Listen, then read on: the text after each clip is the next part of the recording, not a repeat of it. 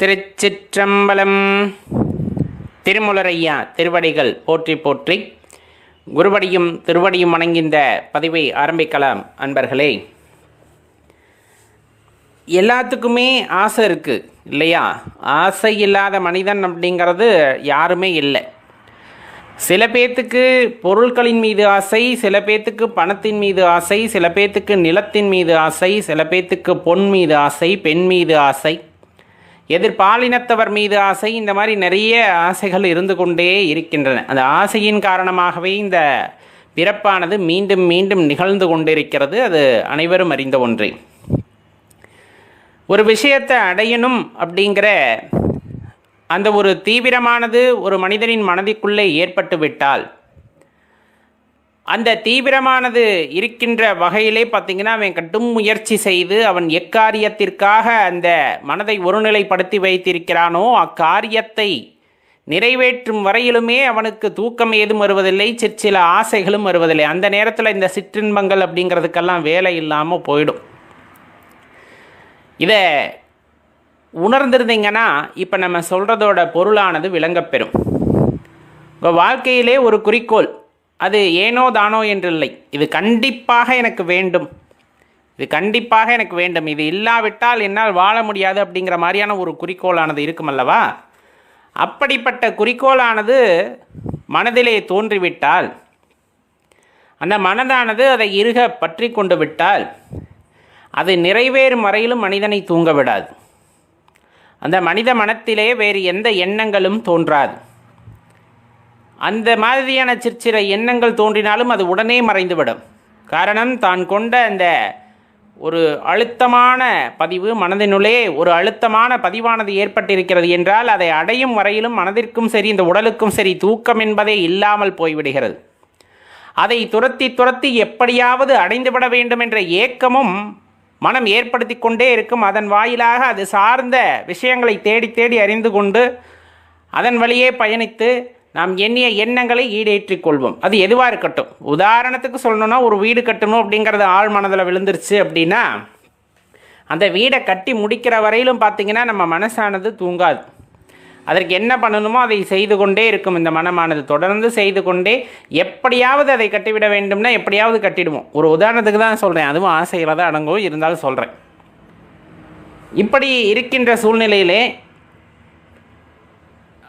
இந்த பிரபஞ்சத்தை உருவாக்கிய ஆதியும் அந்தமும் இல்லாத அருட்பெரும் ஜோதியாம் இறைவனை நாம் இனம் கண்டு கொள்வதிலே, புரிந்து கொள்வதிலே தாமதம் ஏற்படுகிறது. அப்படின்னா இன்னும் அவரை பற்றி சரியாக தெரிந்து கொள்ளாதது தான் காரணமாக இருக்க முடியும். இப்போ நெருப்பானது சுடும், பார்க்கும் பொழுது சுடாது. ஒரு முறையாவது அனுபவித்தால்தான் அது சுடும். அதன் பின்னே அந்த பக்கம் நாம் செல்ல மாட்டோம். உங்களுக்கு பிடித்த உணவானது இருக்கிறது அப்படின்னா எப்படி அது பிடித்த உணவாக மாறியதுன்னா ஒரு முறையேனும் அதை சுவை பார்த்திருப்போம், அதனுடைய ருசியை அறிந்திருப்போம். அதன் வாயிலாக நம் உடலுக்கு அந்த சுவையானது அதை தேவைப்படுகிறது அப்படின்னா மீண்டும் மீண்டும் அதை ருசிக்க தோன்றும். அப்போ இறைவனின் அந்த திருப்பாதத்தை அடைய வேண்டும் அப்படின்னா குறைந்தபட்சம் அவரை ஏதேனும் வகையில் உணர்ந்திருக்க வேண்டும். உணர்தல் அப்படிங்கிறது இயற்கையாக சில விஷயத்தில் அவங்க கர்மத்தின் அடிப்படையில் சின்ன வயசுலேயே சில பேருக்கு நடக்கிறது. சில பேர் அதற்கான முயற்சிகளை மேற்கொண்டு அதன் வாயிலாக இறைவனை உணர பெறுகிறார்கள். யோகங்கள், தவங்கள் இதன் மாதிரியாக குருவின் மூலமாக சென்று அதனை அடைகிறார்கள். இன்னும் சில பேர் எதற்காக வந்தோம் என்று தெரியாமலேயே சிற்றின்பங்களிலே மனதை அலைக்கழித்து கொண்டு அதனிலேயே அப்படியே ஒரு மாதிரி நேரங்களை வீணடித்து கொண்டு உழன்று கொண்டு தன் வாழ்க்கையை வீணாக்கி கொண்டு இருக்கின்றோம். சரி, எப்படி அந்த இறைவனை உணர்ந்து கொள்ள முடியும்? நம்ம ஏற்கனவே சொன்ன மனமானது ஒரு இடத்திலே ஆழ பதிந்து விட்டால், ஒரு எண்ணத்தை ஆழமாக பதிய வைத்து கொண்டால் அந்த எண்ணம் ஈடேறும் வகையிலும் அந்த மனதும் தூங்காது, அந்த உடலையும் தூங்க விடாது அப்படின்னு சொல்லியிருந்தோம். அதே போலத்தான் ஏதேனும் ஒரு வகையிலே இறைவனை உணர்ந்து கொள்ள வேண்டும், அவரை காண வேண்டும், அவரது அருளை பெற வேண்டும், இறைவனுடன் இரண்டர கலந்துவிட வேண்டும் என்ற எண்ணம் உண்மையாகவே, பெயருக்கெல்லாம் இல்லை, உண்மையாகவே அந்த எண்ணமானது உங்களது மனதிற்குள்ளே உதைந்து விட்டால், பதிந்து விட்டால், அந்த எண்ணம் ஈடேறும் வரையிலும் அந்த மனமானது நம்மை தூங்க விடாது. இறைவனை நோக்கியே செலுத்தி கொண்டிருக்கும். சதா சர்வகாலமும் இறைவனின் நினைவையே நமக்கு ஏற்படுத்தி கொண்டே இருக்கும். இப்போ நீங்கள் உதாரணத்துக்கு இன்றைக்கி இருக்கக்கூடிய டெக்னாலஜியை நீங்கள் எடுத்துக்கோங்க. தொழில்நுட்பம் இருக்கிறதல்லவா, கையிலே உங்கள்கிட்ட அந்த மொபைல் ஃபோன் இருக்குது இல்லையா, கைபேசி, அதில் பார்த்தீங்கன்னா இணைய உலகம் இன்றைக்கி எல்லாத்தையும் கொண்டு வந்து தந்துடுச்சு. ஏதேனும் ஒரு விஷயத்தை நீங்கள் பார்த்து விட்டீர்கள் என்றால் அது தொடர்பாகவே அடுத்தடுத்து வந்துட்டு உங்களுக்கு பல தகவல்களை கொடுத்து கொண்டே இருக்கும். இது நீங்கள் கண்டு உணர்ந்தது தான். உங்களுக்கு என்ன பிடிக்கிறதோ அந்த பிடித்தவற்றையே மீண்டும் மீண்டும் உங்களுக்கு காண்பித்து கொண்டிருப்பார்கள். அதே போலத்தான் உங்கள் மனமும்.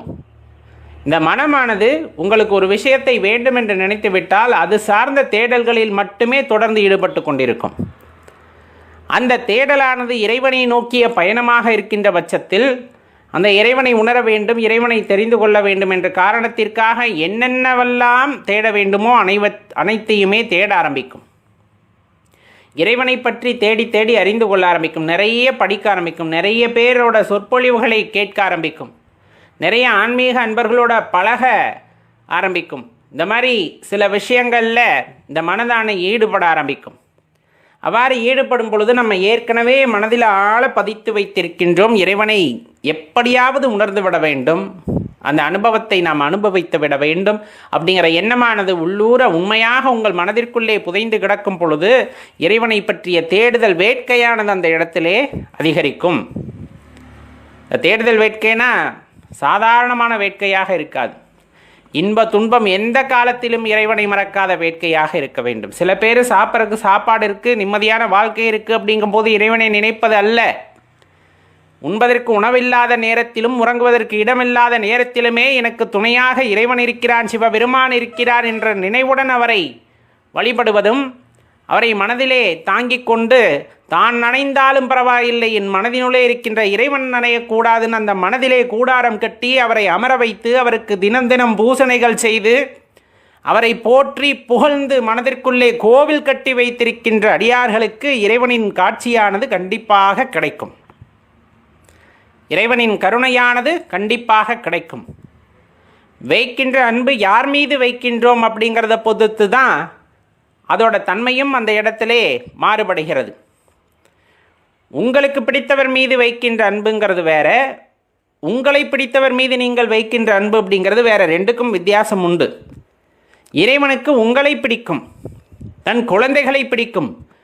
அவர் மீது நீங்கள் உண்மையான அன்பு செலுத்தும் பொழுது அது பல மடங்கு அன்பாக திரும்பி வரும். வாழ்கின்ற காலத்தையோ வாழ்கின்ற அந்த நிலையையோ பார்த்தெல்லாம் அந்த பக்தியானது அமைவதில்லை, இறைவனின் கருணையானது அமைவதில்லை. ஒருவருக்கு கோடி கோடியாக கொட்டி கொடுக்கின்றார் என்பதற்காக இறைவன் அவர்கள் மீது அதிக கருணை வைத்திருக்கிறார் என்பது பொருள் அல்ல. ஒருவரை ரொம்ப வறுமையில் ஆள்படுத்துகிறார் அப்படிங்கும் போது உங்கள் மீது இறைவனுக்கு கோபம் என்பது பொருள் அல்ல. எந்த சூழ்நிலையில் வாழ்கின்றோம், எந்த சூழ்நிலையில் இருக்கின்றோம் என்பதெல்லாம் முக்கியமல்ல. இறைவனுக்கு முக்கியம் சத்தியம் தவறாமல், நீதி நெறி தவறாமல், நீ கொண்ட பாதையிலிருந்து கொஞ்சமும் விலகாமல் வாழ்கின்றாயா அப்படிங்கிறது தான் அந்த இடத்துல ரொம்ப முக்கியமான விஷயம். பிற உயிர்களையும் உன்னை போல் மதிக்க வேண்டும். ஏன்னா எல்லா உயிரும் அவர் படைத்தது தான். உயிர்களுக்கெல்லாம் தலைவனாக விளங்கக்கூடியவர் யார் அப்படின்னா சிவபெருமான் தான். உன் உயிரைப் போல தான் அவர் அனைத்து உயிர்களையும் காண்கின்றார். ஏன்னா இந்த பிரபஞ்சத்தில் படைக்கப்பட்ட அனைத்துமே இறைவனால் படைக்கப்பட்டது, சிவபெருமானால் படைக்கப்பட்டதுன்னா அனைத்து உயிர்களும் அவருக்கு குழந்தை தான். எல்லா உயிர்களும் அவரை அப்பா என்று அழைக்கலாம். எல்லா உயிருமே அப்பா என்று அழைக்கும். அப்படி இருக்கின்ற சூழ்நிலையிலே நீ மற்ற உயிர்களின் மீது அன்பு காட்டினால் மட்டுமே நமக்கு அந்த பரம்பொருளின் பரிபூரணமான ஆசியானது கிட்டும். தனது குழந்தைகளுக்குள்ளே சண்டை வருவதையும் இறைவன் விரும்புவதில்லையே. ஒரு குழந்தை இன்னொரு குழந்தையை அடித்து உண்பதையும் இறைவன் ஏற்றுக்கொள்வதில்லை. அப்படித்தானே? ஏற்றுக்கொள்ள முடியாதல்லவா? ஒரு தாயிற்கு 4 குழந்தைகள் இருக்கிறது, 4 குழந்தைகளும் ஒன்றை ஒன்று அடித்து கொண்டு இருக்கின்றன அப்படிங்கும்போது அந்த தாய்க்கு ஏற்படுகின்ற வலியானது எப்படி இருக்கும்? அடித்துக்கொள்கின்ற குழந்தையில் ஒன்று தாயின் மீது அன்பாக இருந்தாலும் அந்த அன்பை ஏற்றுக்கொள்ளக்கூடிய மனப்பக்குவம் அந்த தாய்க்கு இருக்குமா அப்படின்னு யோசிச்சு பாருங்க. கிடையாது இல்லையா? எல்லாரும் அன்பாக இருக்கிறது தான் தாயாகப்பட்டவர்கள் விரும்புவார்கள், தந்தையாகப்பட்டவர்கள் விரும்புவார்கள். அதே போலத்தான் இறைவனும். சக உயிரினங்கள், இந்த பிரபஞ்சத்திலே படைக்கப்பட்ட ஒவ்வொரு உயிரும் ஏதோ ஒரு காரணத்திற்காகத்தான் இந்த பூமியிலே, இந்த பிரபஞ்சத்திலே படைக்கப்பட்டிருக்கிறது இறைவனால். அதன் பொருட்டு அதன் மீது வைக்கின்ற அன்பு, அதன் மீது வைக்கின்ற கருணை அப்படிங்கிறது தான் இறைவனின் மனதை மகிழச் செய்யும் அப்படிங்கிறத தெரிந்து கொள்ள வேண்டும். அப்போ நாம் கொண்ட அந்த எண்ணமானது ரொம்ப ஆழமாக இருக்கின்ற பட்சத்திலே இறைவனை உணர்ந்தே ஆக வேண்டும் அப்படிங்கிற அந்த எண்ணமானது ஆழ்மனதிலே ரொம்ப வேரூன்றி வளர்ந்து கொண்டிருக்கிறதுனா கண்டிப்பாக அதற்கான வழியை இறைவன் காட்டுகின்றார். சிவபெருமான் அதற்கான வழியை உங்களுக்கு காட்டுவார். அதில் எந்த சந்தேகமும் நீங்கள் கொள்ள வேண்டாம். இதற்காக தனியே பயிற்சி பெற்ற குருமார்கள் வந்து உங்களுக்கு வழிகாட்ட வேண்டும் என்றெல்லாம் இல்லை. நன்றாக கேட்டுக்கொள்ளுங்கள். காது கொடுத்து கேட்க வேண்டும். இந்த இயற்கையின் ஓசையை காது கொடுத்து நீ கேட்க வேண்டும். ரோட்டு ஓரத்தில் ஒருத்தர் நடந்து போகிறார். அவர் தன்னை போல ஏதேனும் பேசிக்கிட்டு போவார். நம்ம நினைப்போம் சித்தம் கலங்கிவிட்டது போலும் ஏதோ பேசிக்கொண்டு செல்கிறார்னு. கிடையாது, அது உனக்கான வார்த்தை. நீ தேடிக்கொண்டிருக்கிற கேள்விக்கான வார்த்தையாக இருக்கும். மழலை, ஒரு குழந்தை ஏதேனும் ஒன்றை உன்னிடம் வந்து சொல்கிறது என்றால் கூர்ந்து கவனித்துப்பார். நீ கேட்ட கேள்விக்கான விடையாக இருக்கும். அது குழந்தையாக இருக்கலாம் உருவத்திலே. ஆன்மா அப்படிப்பட்டதல்ல, பக்குவமடைந்த ஆன்மாவாக இருந்திருக்கும். உன் மனதிலே எழக்கூடிய கேள்விகளை அந்த குழந்தை உணர்ந்து கொண்டிருக்கும். அதற்கான விடையை தனது மழலை மொழிகளால் உன்னிடம் சொல்ல வரும். கடந்து போபவர்கள் எல்லாருமே வந்துட்டு சக மனிதர்களாக இருக்க வேண்டும் என்ற எண்ணம் கொள்ளாதே. நம்முடைய தகுதிக்கு ஏற்றவாறு அவர்கள் இல்லை என்ற கர்வம் கொள்ளாதே. புறத்தோற்றத்திலே அவர்கள் அணிந்திருக்கின்ற ஆடை அணிகலன்களை பொறுத்து பக்தியானது மாறுவதில்லை. அந்த பக்தி என்பது அவர்களின் ஆன்மத்திறனை, ஆன்ம சக்தியை பொறுத்தது.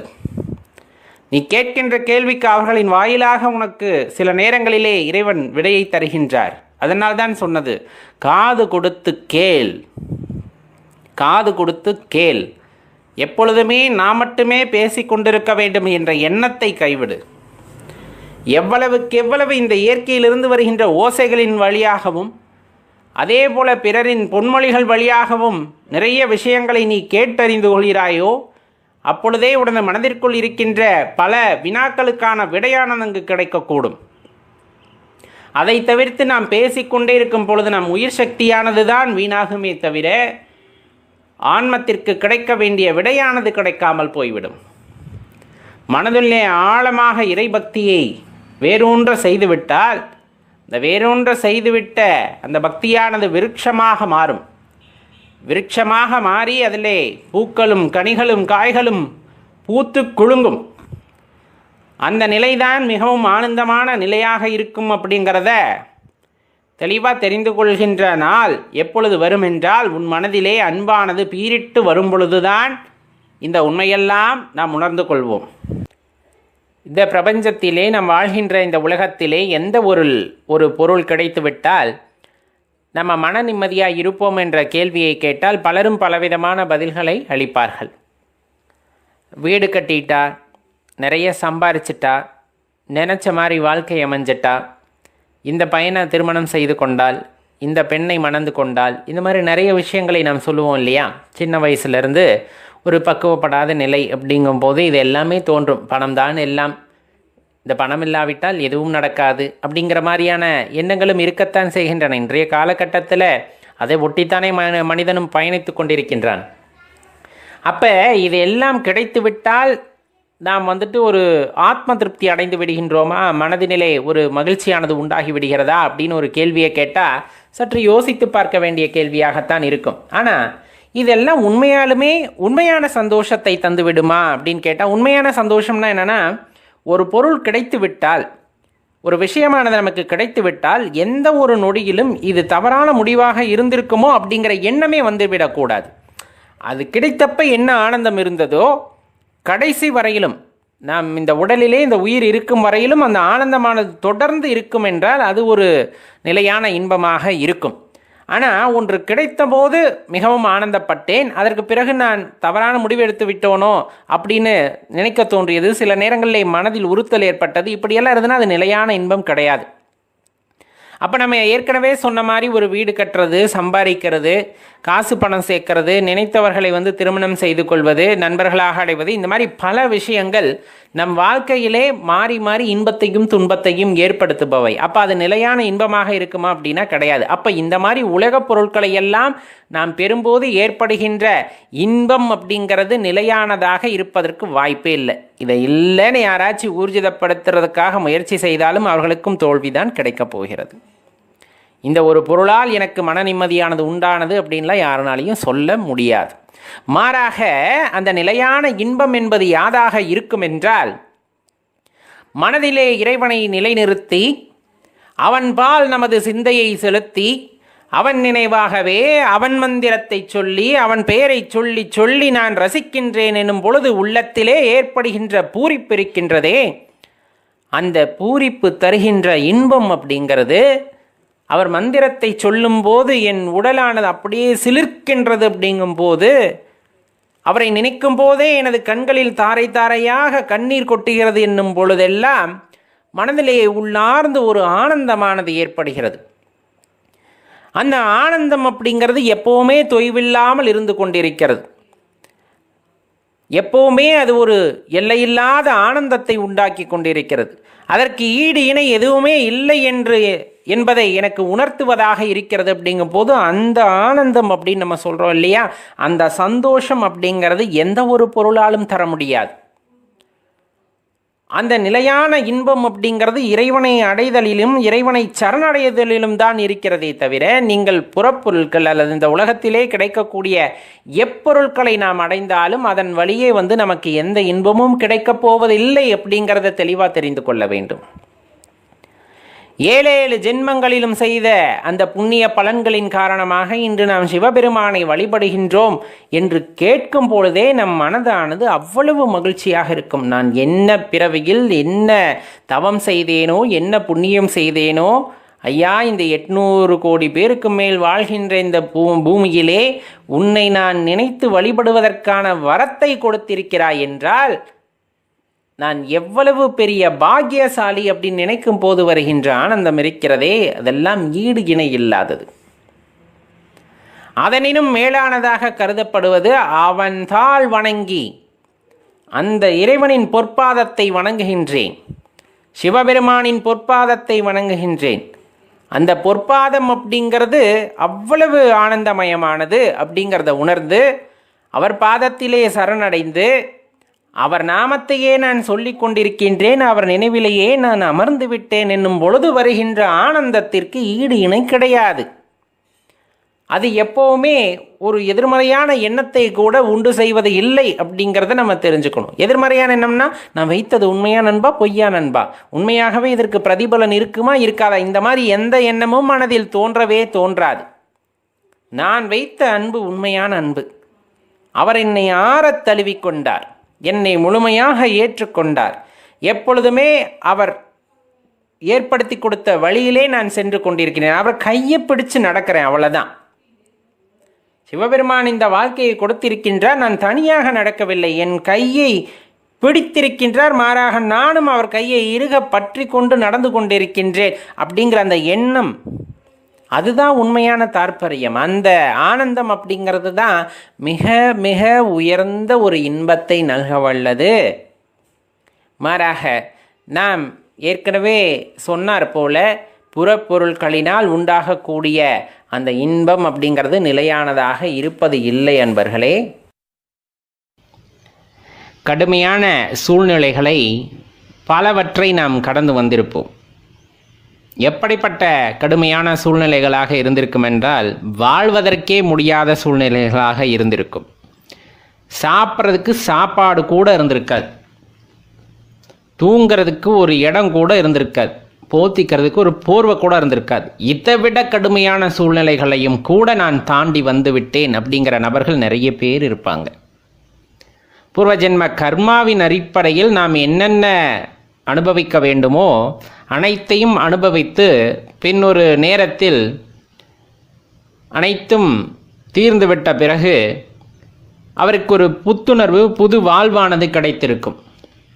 அந்த மாதிரி வாழ்க்கையில் ஒரு பெரிய மாற்றத்தை அடைந்தவர்கள் ஏராளமான பேர்கள் இருப்பார்கள். ஆனால் இப்போ நம்ம சொல்லக்கூடியது என்னன்னா, இப்போ நம்ம சிவபக்திக்குள்ளே போகும்போது அல்லது போனதுக்கு அப்புறமா பார்த்தீங்க அப்படின்னா பல பேரோட எதிர்ப்புகளை நம்ம பார்த்துருப்போம். எக்காரணத்தை கொண்டும் சிவனடியார்கள் நமக்கு எதிராக நின்றிருக்க மாட்டார்கள். ஆனால் இந்த சிவபக்தியோட உண்மைத்தன்மையை புரிந்து கொள்ள முடியாமல், அது ஒரு பெரிய பாச பிணைப்பு அப்படிங்கிறத புரிந்து கொள்ள முடியாமல் நாம் சிவபக்தியில் ஈடுபடும் பொழுது பல ஏளன பேச்சுகளை காதில் கேட்க வேண்டியதற்கு ஆளாயிருக்கும். என்ன இந்த வயசுலேயே சிவபக்தி அப்படின்ட்டு. அதே போல் நிறைய உங்கள் வாழ்க்கையில் நிறைய பேர் நிறைய விஷயத்த கேட்டிருப்போம், அனுபவிச்சிருப்போம். அதெல்லாம் ஒரு பக்கம் இருந்தாலும் அது ஒரு பெரிய போராட்டமாக மனசுக்குள்ளே இருந்துக்கிட்டு இருக்கும். என்னடா இப்படி சொல்கிறாங்களே அப்படிங்கிற அந்த உறுத்தல் ஆரம்பத்தில் எல்லாத்துக்குமே இருந்திருக்கும், இல்லைன்னா சொல்ல முடியாது. அதையும் தாண்டி அந்த உறுத்தல் இல்லாமல் வந்திருந்தார் அவர்கள் ரொம்ப மேன்மையான நிலையை அடைந்து விட்டார்கள் அப்படின்னு தான் சொல்ல முடியும். ஒரு வகையில் அது ஒரு பெரிய துன்பமாக இருந்திருக்கும். அதை எப்படி எடுத்துக்கொள்வது என்றே தெரியாமல் ரொம்ப தடுமாறி, என்ன எல்லாருமே இப்படி ஒதுக்குறாங்களே அப்படிங்கிற ஒரு நிலை வந்தப்பவும் கூட அசையாத நம்பிக்கை இறைவன் மீது வைத்திருந்திருப்போம். சிவபெருமானின் மீது அசையாத நம்பிக்கை வைத்திருந்திருப்போம். எப்படி அப்படி ஒரு பிடிமானம் வந்தது, எப்படி அப்படி ஒரு பிடிப்பு வந்ததுன்னே நம்மளுக்கு தெரிஞ்சிருக்காது. ஏன்னா ஒரு விஷயத்தை திரும்ப திரும்ப ஒருத்தர் சொல்லும் பொழுது ஒருவேளை உண்மையாக இருக்குமோ அப்படிங்கிற எண்ணமானது சாதாரண மனிதர்களுக்குள் தோன்றிவிடும். அந்த மாதிரி தோன்றியவர்கள் அந்த பக்தியிலிருந்து விலகியவர்கள் ஏராளம். அது அவ்வளவுதான் அவங்களுக்கு கொடுப்பன. ஒரு வீட்டு வாசல் வரலும் திரும்பி போனது மாதிரி தான். ஆனால் அப்படிப்பட்ட சூழ்நிலையிலும் கூட இவர்கள் சொல்வதில் என்ன பொருள் இருக்கிறது, எதன் அடிப்படையில் இவர்கள் இப்படி சொல்கிறார்கள் என்று பகுத்தாராய்ந்து அதில் உள்ள விஷயங்களை எல்லாம் ஆராய்ந்து அதெல்லாம் ஒன்றுமில்லை, அப்பனுக்கு ஈடானவர் இந்த உலகத்தில் வேறு யாரும் இல்லை, ஆதி பரம்பொருள் அனைத்திற்கும் வித்தானவர் இப்படிங்கிற சில விஷயத்தை தெரிந்து கொண்டு இவ்வளவு ஏச்சும் பேச்சும் வந்த பிறகும் அனைத்தையும் உதறி தள்ளிவிட்டு இறைவனை சரணடைகிறார்கள் பாருங்க. அதுதான் அது எப்படி நடந்தது அப்படின்னு யாருக்குமே தெரியாது. அது நமக்கும் இறைவனுக்குமான பிணைப்பு. நம்ம சொன்ன அந்த ஆதி வித்துக்கும் நமக்கும் உண்டான பிணைப்பு அது சாதாரணமாக எல்லாத்துக்குமே வந்துடுறதில்ல. எவ்வளவுக்கு எவ்வளவு நம்ம இறைவனை நம்புகிறோமோ, எந்த அளவிற்கு நாம் இறைவனின் மீது பாசத்தை வைத்திருக்கிறோமோ, அந்த அதீத சக்தியை நம்முள் எவ்வாறு ஏற்றுக்கொண்டிருக்கிறோமோ அதற்கு தகுந்தாற் போல தான் அந்த இடத்துல நமக்கு ஒரு பிடிமானமானது கிடைக்கிறது. இந்த உலகமே எதிர்த்து நின்றிருக்கும். பல விஷயங்களில் சிவப்பணி செய்யும் பொழுது, சிவன் பெருமையை பேசும் பொழுது, சிவனை பற்றி பேசும் பொழுதெல்லாம் பல தடைகளை எதிர்கொண்டிருப்போம். பல இடங்களில் இந்த உலகமே எதிர்கொண்டிருக்கும். எல்லாருமே கைவிட்டிருப்பாங்க. பித்த மாதிரி அலையிறாண்டா அப்படின்ட்டு எல்லாருமே கைவிட்டிருப்பாங்க. ஏளனமாக பேச்சுகள், கண்டும் காணாமல் நேரிலும் மறைஞ்சும் எதிரிலும் பின்னாடி எத்தனை பேர் எப்படியெல்லாம் பேசியிருப்பார்கள். எல்லாருமே கைவிட்டுட்டு போகிறாங்கப்பா, எல்லாருமே கைவிட்டுட்டு போகிறாங்க. நான் நம்புகின்ற சிவபெருமான் என்னை ஒரு நாளும் கைவிடுவதில்லை. நான் நம்புகின்ற சிவபெருமான் என்னை ஒரு நாளும் கைவிடுவதில்லை. என்னை என்ன காரணத்திற்காக இந்த பிரபஞ்சத்தில் உள்ளே இருக்கின்ற இந்த பூமியில் படைத்தாரோ அந்த விஷயத்தை நான் அறிந்து கொண்டு அதற்காக செயல்படும் போது பல்வேறு நபர்கள் பலவாறாக பேசத்தான் செய்வார்கள். எனக்கு கொடுக்கப்பட்ட கட்டளை எது என்பதை நான் அறிந்து விட்டேன் என்றால் அதை அடைய முற்பட வேண்டுமே தவிர பிறர் இன்னர் பேசுகிறார்கள் என்பதற்கெல்லாம் செவிமடுத்தால் நான் வந்த காரியம் இந்த பூமியில் நிறைவேறாது. பின்னர் இதற்காக மீண்டும் ஒரு முறை பிறப்பெடுக்க வேண்டும். அது தேவையில்லாத விஷயம். சிவபெருமான் என் மீது கொண்ட நம்பிக்கையின் காரணமாக என்னை ஒரு பொம்மையாக செய்து இந்த பூ உலகிலே அந்த இடத்துல பிறக்கச் செய்து இந்த பணியை முடித்து விட்டு வா அப்படின்னு நமக்கு ஒரு பணியை கொடுத்திருக்கிறார். அதை நாம் உணர்ந்து கொண்டோமே ஆனால் அவருக்கும் நமக்கும் இருக்கின்ற பிணைப்பை யாராலும் பிரிக்க முடியாது. யார் எது சொன்னாலும் பிரிக்க முடியாது. காரணம், ஆதி வித்து கொடுத்த கடமையை நான் செய்ய வந்திருக்கின்றேனே தவிர பிறர் சொல்வதை கேட்பதற்காகவோ அதனால் என் மனம் சஞ்சலம் கொள்வதற்காகவோ அதிலிருந்து பின்வாங்குவதற்காகவோ நான் இங்கு பிறக்கவில்லை என்ற உண்மையை நாம் அறிந்து கொள்ள வேண்டும். சாதாரணமான வேலை நமக்கு கொடுக்கப்பட்டிருக்கும் என்று நினைக்கிறீர்களா? வேலை என்றால் அந்த வேலை இந்த வேலையெல்லாம் பிற உயிர்களின் மீது அன்பு செலுத்த வேண்டும், உன்னை நீ உணர்ந்து கொள் என்ற வேலையை இறைவன் கொடுத்திருக்கிறார் என்னும் பொழுது பிறர் சொல்வதை கேட்டால் சுக போகங்களின் மீது ஆசை வருமே தவிர உள்ளிருக்கின்ற இறைவனின் மீது ஆசை வராது. அவரை பற்றி யோசிக்க தோணாது, அவரை பற்றி சிந்திக்க இடமே கிடைக்காது. பிறர் பேசுவதை கேட்டுக்கொண்டே இருந்தால், பிறர் ஏளன பேச்சுகளை கேட்டுக்கொண்டிருந்தால் அதையெல்லாம் உதறி தள்ளிவிட்டு என்னை எம்பெருமான் ஈசன் எதற்காக படைத்தான் என்பதை அறிந்து கொள்ள முற்படுகின்றேன். அறிந்து கொண்ட பின்னர் எனக்கு என்ன வேலை கொடுத்திருக்கிறார் என்பதை தெரிந்து கொண்ட பின்னர் அதை நோக்கி நான் பயணம் செய்ய கடமைப்பட்டுள்ளேன் என்பதை உள்வாங்கிக் கொண்டால் அவர் மீது அதீதமான ஒரு அன்பு பிறக்கும். அந்த அன்பை அடிப்படையாக கொண்டு சக உயிரினங்களையும் சிவமாக அல்லது சிவனாக பார்க்கின்ற அந்த தன்மை பிறிதொருவருக்கு வருவதில்லை. சிவபெருமானை சரணடைந்தவர்களுக்கு மட்டுமே அந்த தன்மையானது உண்டாகின்றது. சக ஜீவராசிகளை நேசிக்கின்ற அந்த தன்மை. உனக்கு கொடுக்கப்பட்டுள்ள கடமை எது என்பதை உணர்ந்து கொள். ஒவ்வொருவருக்கும் ஒவ்வொரு கடமையானது இருக்கிறது. அதை உணர்ந்து கொள்ள இறைவன் பல்வேறு விதங்களில் அவர்களுக்கு காட்டுகின்றார். ஆனால் பணம் வந்துவிட்டால் அது மட்டும்தான் வாழ்க்கை என்று சில பேர் அதிலே மாறிவிடுகிறார்கள். போதை வஸ்துகளுக்கு அடிமையாகி சுத்தமாக தடமாறி போனவர்கள் ஏராளம். அல்லது ஆட்சி அதிகார போதையில் சிக்கி சின்ன பின்னமானவர்கள் ஏராளம். இந்த பூமியில் எதற்கு பிறந்தோம் என்று தெரியாமலேயே பல்லாயிரம் கோடி ஜீவராசிகள், பல்லாயிரம் கோடி மக்கள், அதாவது மனிதர்கள் பிறந்து வாழ்ந்து இறந்திருக்கிறார்கள். ஒரு சுவடுமே இல்லாமல் மறைந்திருக்கிறார்கள். நாளை நமக்கும் அதே கதிதான். தலையில் கணத்தை வைத்துக்கொண்டு இறைவனை உணர முடியாது. மனதில் கர்வத்தை வைத்துக்கொண்டு இறைவனை உணர முடியாது.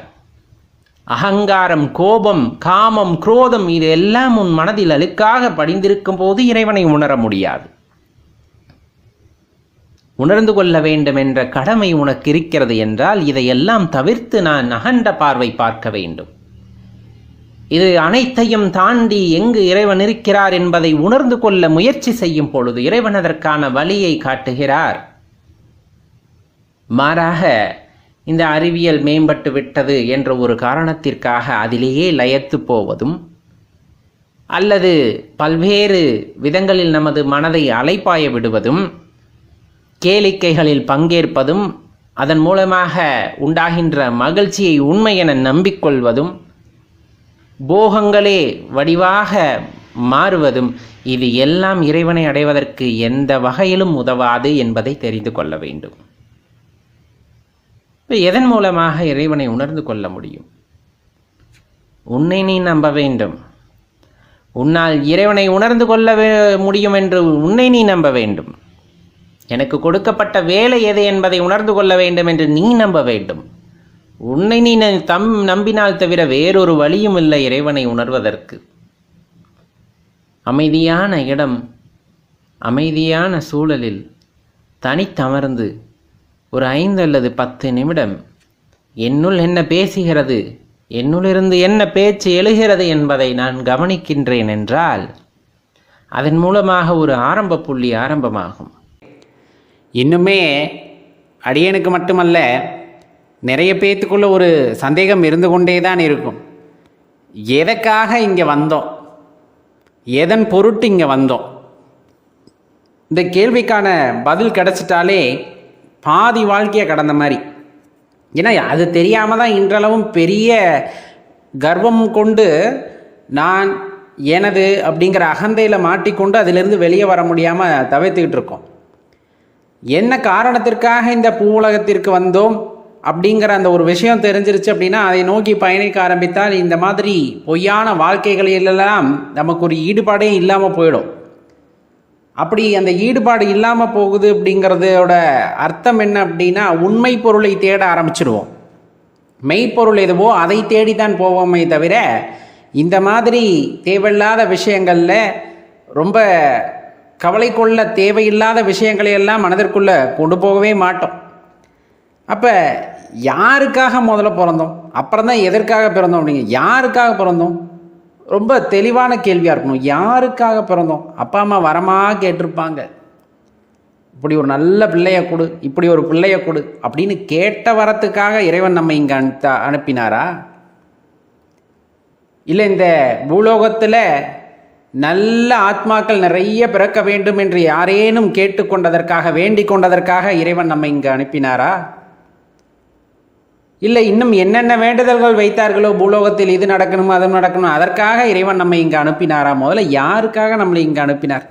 நாம் வேண்டுவது என்ன? ஐயா பிறப்பே வேணாம் ஐயா, உன் பாதத்தில் ஒரு இடம் கொடுத்துட்டு தயவு செஞ்சு போதும் அப்படின்னு மன்றாடி செய்த கர்மத்தையெல்லாம் கழித்து போய் அவரோட பாதத்தில் ஓய்வெடுக்கலான்ட்டு இருக்கும்போது இந்த ஆத்மாவை திருப்பி இந்த பூமிக்காக அனுப்பியிருக்காரே, யாருக்காக அனுப்பிச்சார்? முதல்ல எதற்காக அனுப்பினார் அப்படிங்கிறத விட யாருக்காக அனுப்பிச்சார் அப்படின்னே தெரியாமல் புலம்ப வேண்டியதாக இருக்குது.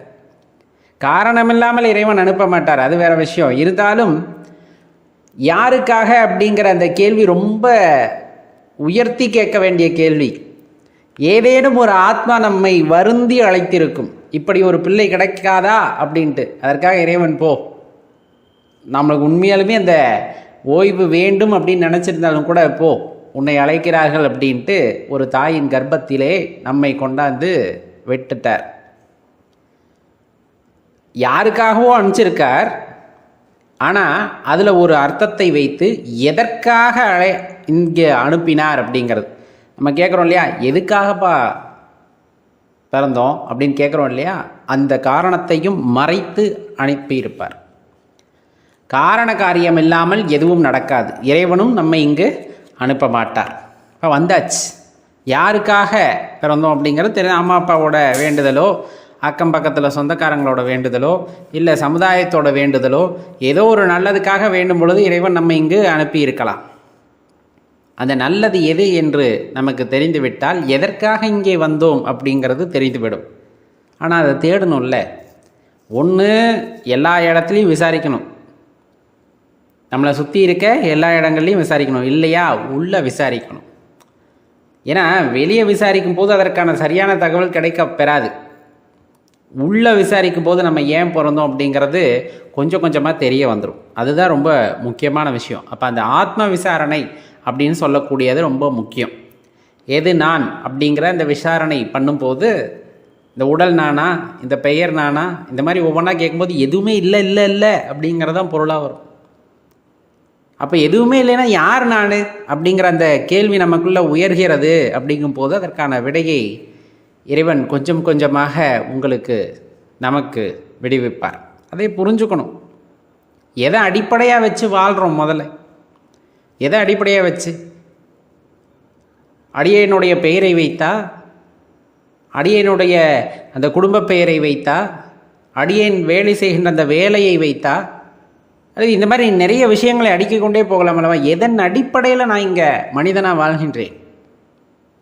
மனிதனாக வாழ்வதற்கான அந்த அடிப்படை யாது அப்படிங்கிற கேள்வியும் நம்மளுக்கு இன்னும் புலப்படவில்லையே. கண்டிப்பாக இதெல்லாம் தெரிந்து கொள்ள வேண்டிய கேள்விகள் தானே. கையில் பணம் இருக்குது, வாழ்ந்துடலாமா? சந்தோஷமாக வாழ்ந்துடலாமா? நிம்மதியாக வாழ்ந்துடலாமா? ஆனால் உண்மையாக நாம் யார் என்பதை உணர்ந்து கொண்டு வாழ்தல் தான் உண்மையான வாழ்தல் அப்படிங்கிறது. அது இல்லாமல் பல விஷயங்களில் தேவையில்லாமல் போட்டு குழப்பிக்கிட்டு எதன் அடிப்படையில் வாழ்கின்றோம், எதற்காக வாழ்கின்றோம், யாருக்காக வாழ்கின்றோம் என்று தெரியாமலே ஒரு வாழ்க்கையை வாழ்ந்து கொண்டு இருக்கின்றோமே, இது எப்படி ஒரு கண்மூடித்தனமான வாழ்க்கையாக இருக்கும் என்று யோசித்து பாருங்கள். பொதுவாகவே தெளிவாக தெரிந்து கொள்ள வேண்டிய விஷயம், இறைவன் எதற்காக நம்மை அனுப்பியிருப்பார் அப்படிங்கிறத நம்ம பரிசோதிக்க வேண்டும். நம் மனதளவிலே ஆத்ம விசாரணையை செய்ய வேண்டும். ஆத்ம விசாரணையை செய்யும் பொழுது எதற்காக என்பதற்கான விடை கட்டாயமாக கிடச்சிடும். அப்படி கிடைச்சதுன்னா அதற்காக நாம் வாழ வேண்டும். எதற்காக வாழ வேண்டும்? இறைவனுக்காக வாழ வேண்டும். இப்போ இறைவனுக்காக வாழ வேண்டும் என்றால் இந்த பூ உலகிலே நிறைய பொருள் செல்வங்களையும் நிறைய பெரிய பங்களாக்களையும் நிறைய ஆடம்பரங்களையும் இறைவன் இங்கு படைத்திருக்கிறாரே. அறிவியல் படைப்புகள் ஏராளமாக இருக்கிறது. இதையெல்லாம் அனுபவிக்காமல் வாழ்கின்ற வாழ்க்கை ஒரு வாழ்க்கையா? கேட்க தோணுதா? கேட்க தோணும்ல. அதெல்லாம் உண்மையான சந்தோஷமா அப்படிங்கிறது தானே நம்ம கேட்குற கேள்வி. அதெல்லாம் தான் உண்மையான சந்தோஷமா அப்படி. ஏன் இப்படி கேட்குறோன்னா, சாதாரணமாக அதை மட்டுமே பார்த்து ரசித்து கொண்டிருக்கின்றவர்களுக்கு உண்மையான ஆனந்தம் அதுதான் போல அப்படிங்கிற மாதிரி அவங்க ரொம்ப ஊர்ஜிதமாக இருப்பாங்க. அப்போ அவங்களுக்கு நம்ம எதை சொல்லியும் புரிய வைக்க முடியாது. ஆனால் ஆன்மீகத்தில் இருப்பவர்களுக்கு ஒரு ஏக்கம் இருந்து கொண்டே இருக்கும். எப்படிப்பட்ட ஏக்கமாக இருக்கும் என்றால், தன்னுள் இருக்கின்ற அந்த இறை சக்தியை உணர்ந்து கொள்ள வேண்டும், இறைவனை உணர்ந்து கொள்ள வேண்டும் என்று பல படிநிலைகளை கடந்து பயிற்சிகளை மேற்கொண்டதன் விளைவாக ஏதோ ஒரு கட்டத்தில் முழுமையாக இறைவனை உணர முடியவில்லை என்றாலும் கூட ஒரு சிறிதளவு அவருடைய அந்த நிழலை பார்த்திருந்தாலுமே கூட, அது ஒரு சின்ன அசைவை நாம் உணர்ந்திருந்தாலுமே கூட அதில் ஒரு இன்பம் உண்டாயிருந்திருக்கும். யாருக்கும் கிடைக்கப்பெறாத ஒரு அதீத இன்பமானது அங்கே உண்டாயிருந்திருக்கும். அந்த இன்பத்தை மீண்டும் ஒரு முறை பெற முடியாது அப்படின்ட்டு மீண்டும் மீண்டும் முயற்சி செய்ய ஆரம்பித்து விடுவோம். அப்போது அப்படிப்பட்ட ஒரு நபரிடம் சென்று, இந்த பூலோகத்திலே இருக்கின்ற ஆடம்ப பொருட்களினால் கிடைக்கக்கூடிய இன்பம் உன் மனதிலே நீ கண்ட ஒரு சின்ன அசைவு, எதை நீ பெரிதாக கருதுவாய் அப்படின்னு ஒரு அடியாரிடம் கேட்கிறார்கள் அப்படின்னா அவருடைய பதில் என்னவாக இருக்கும் என்பதை யோசித்து பாருங்கள். அப்போ அதில் இரண்டில் எது உண்மையான இன்பம் அப்படிங்கிறது. இப்போ நம்ம சொன்ன ஆடம்பரமெல்லாம் ஒரு வினாடியில் காணாமல் போயிடுது. மனிதனோட வாழ்க்கையை அப்படி தானே, எதையும் உறுதியிட்டு கூற முடியாத வாழ்க்கையாக அல்லவா இருக்கிறது. மனிதன் நாளை காலை அப்படிங்கிற விஷயமே நிஜமல்ல, அடுத்த வினாடி என்பதே ஊர்ஜிதமல்ல. அதில் மனிதர்கள் நாம் செய்கின்ற விஷயங்களையெல்லாம் நினைத்தால், அடடா இன்னமோ தனக்கு எல்லா பதவிகளும் இறைவன் கொடுத்தது போலவும், தனக்கு கீழிருப்பவர்கள் அப்படிங்கிற ஒரு நினைவில் மற்றவர்களை போட்டு அழுத்துகின்ற அழுத்தலும், தனது ஆடம்பரத்திற்காக தேவைகளுக்காக எதை வேண்டுமானாலும் செய்யலாம், எத்தனை குடும்பங்கள் அழிந்தாலும் பரவாயில்லை என்று சிலர் செய்கின்ற அந்த மனப்பக்குவமெல்லாம் ஏனென்றே புரியாத அளவுக்கு இருக்கும். அதில் என்ன சந்தோஷம்? அப்போ இறைவன் உள்ளார இருக்கின்றார் என்றால் உள்ளார உணர வேண்டும். அப்படி உணர்ந்து விட்டால் மற்ற உயிர்கள் மீது இரக்கம் பிறக்கும். அந்த இரக்கம் பிறந்து விட்டால் நாம் செய்கின்ற அதர்மங்கள் அப்படின்னு சொல்லக்கூடிய அநீதிகளை எல்லாம் படிப்படியாக நாமே குறைத்து கொள்வோம். ஒரு காலத்தில் விவரம் தெரியாமல் சில பேர் தவறுகள் செய்வது தானே, அது இயல்பு தானே. ஆனால் அதிலிருந்து மீண்டு வருகிறார்களா அப்படிங்கிறத இந்த இடத்துல முக்கியமாக பார்க்க வேண்டிய ஒரு விஷயம். அப்போ அதிலிருந்து மீண்டு வர வேண்டும். சின்ன சின்ன தவறுகளாக இருந்தாலும் திருத்தி கொண்டு மீண்டு வர வேண்டும் அல்லவா? அதைத்தான் நாம் இந்த இடத்துல முக்கியமாக பார்க்க வேண்டும். இறைவனை உணர வேண்டும், உள்ளிருக்கின்ற அந்த அசைவை உணர வேண்டும். உணர்ந்து விட்டால் பிதற்ற ஆரம்பிப்பார்கள். அடியார் பெருமக்கள் பிதற்றுதல்னா என்ன? உளறுதல் மாதிரி. எப்போ உளருவோம்? தன்னை மறந்த நிலையில் தான் உளர ஆரம்பிப்போம். உளறதுனா சாதாரணமாக நடக்கும். ஏதோ ஒன்று பேசுறதுல இல்லை, தன்னை மறந்த நிலையில் தான் உளறல் அப்படிங்கிறதே வரும் சாதாரணமாகவே. ஒருவன் இறைவனை இறுக பற்றி கொள்கின்றான், அதன் வாயிலாக தன்னை மறந்து போகிறான் அப்படின்னு எடுத்துக்குங்களேன். இறைவனை பற்றி கொள்கின்றார், இறைவனே எல்லாம் என்றாகின்றார், சிவபெருமான் தான் அப்படிங்கிற நிலைக்கு வந்துகின்றார். அப்போ என்ன ஆகுது அப்படின்னா தன்னை மறந்து விடுகின்றார். தன்னை மறைந்து இறைவனுடன் இரண்டரை கலந்த நிலையில் இருக்கும்போது பேசுகின்ற வார்த்தைகள் எல்லாம் இறைவனை பற்றிய வார்த்தைகளாகவே இருக்கும். அது பிதற்றலாகத்தான் பிறருக்கு தெரியும். ஏதோ உளறுகிறான் ஐயா, ஏதோ பிதற்றி கொண்டிருக்க. அவர் பிதற்றவில்லை, அவர் தெளிவாக இருக்கிறார். நாம் தான் பித்து பிடித்து போய் இருக்கிறோம். இந்த புறவுலக வாழ்க்கையிலே பித்து பிடித்து போய் அலைவது இறைவனை உணர்ந்தவர்கள் அல்ல, உணராமல் இப்படி இதெல்லாம் உண்மை என்று இருப்பவர்கள் தான் பித்து பிடித்து அலைகிறார்கள். உண்மையாகவே பித்து பிடித்து அலைகின்றோம் அப்படித்தான் சொல்லணும். அலைகின்றார்கள்னா இல்லை, எல்லாரும் தான். அப்போ உணர்ந்த நிலை அப்படிங்கிறது ரொம்ப பெரிய நிலை. அதற்கு பெரிய விலை கொடுக்க வேண்டியது இருக்கும். இந்த வாழ்க்கையிலே இறைவனை உணர்ந்து விட்டால் அந்த பிதற்றல் வருகிறது என்றால் நல்லா தெரிஞ்சுக்குங்க, அதுக்கு நிறைய விலை கொடுக்க வேண்டியது இருக்கும். என்ன விலை கொடுக்க வேண்டியது இருக்கும்? உன் பெயரை இழக்க வேண்டியது இருக்கும். உனக்கான கௌரவத்தை நீ எண்ணிக்கொண்டிருக்கிறாயே கௌரவம் என்று, அதை இழக்க வேண்டியது இருக்கும். நம்ம யாருக்காக வாழ்கிறோனே தெரியாமல் வாழ்ந்துக்கிட்டு இருக்கோம் இல்லையா? நம்ம யாருக்காக வாழ்கிறோன்னே தெரியாமல் வாழ்ந்துகிட்டு இருக்கோம் உண்மையே சொல்லப்போனால்.